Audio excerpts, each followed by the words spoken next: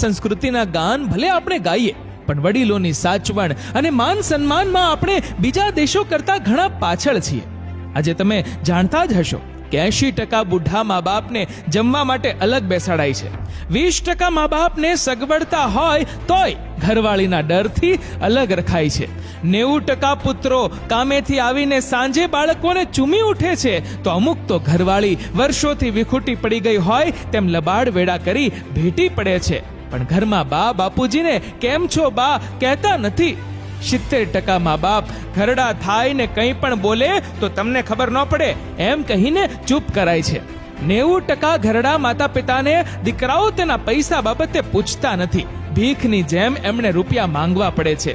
જેવું કરશો એવું જ ભરશો, એ મુજબ મારા સર્વે પ્રમાણે જે લોકો મા બાપને એકલા છોડી મૂકે છે કે માન સન્માન આપતા નથી, તેમના પોતાના ઘડપણ વખતે તેનાથી પણ વધુ બુરા હાલ થાય છે. અમુક કુટુંબા તો આવું પેઢી દર પેઢી ચાલ્યું આવતું જ હોય છે. મા બાપો કૂતરાની જેમ બિચારા થઈ જીવતા હોય ને આવી સાયકલ પેઢી દર પેઢી ચાલુ જ હોય. ખરેખર આવા કુટુંબોમાં સંસ્કાર, શિષ્ટતા અને કેળવણીમાં જ ખોટ હોય છે.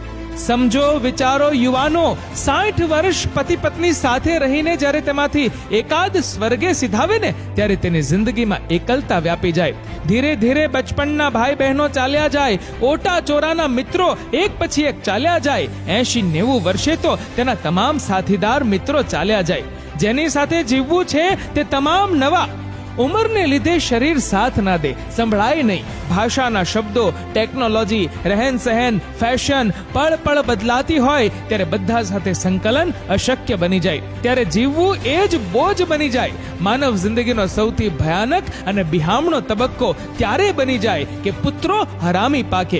આવા સમયે પુત્ર વધુઓએ પોતાના બાળપણને યાદ કરવું જોઈએ. જન્મથી જ આપણને ખાતા, ચાલતા, બોલતા અને આ દુનિયામાં આટાપાટા જેને ખંત અને મહેનતથી શીખવ્યા હોય તેને જ્યારે જરૂર પડે ત્યારે આટલા બધા હલકટ વેડા. વિચારો, માતા પિતાને તરછોડીને આ દુનિયામાં કોઈ જ સુખી નથી થયું, થવાનું નથી અને થવા પણ ના જોઈએ.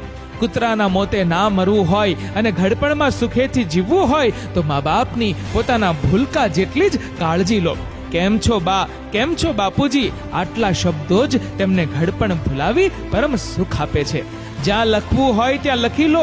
માતા પિતા એ સૌથી મોટા ઈશ્વર છે, તેને ભરપૂર પ્રેમ કરો. કચરા જેવા મેસેજ બધાને બહુ મોકલ્યા. આ સાચું લાગ્યું હોય ને, હિંમત હોય તો આ ફોરવર્ડ કરો.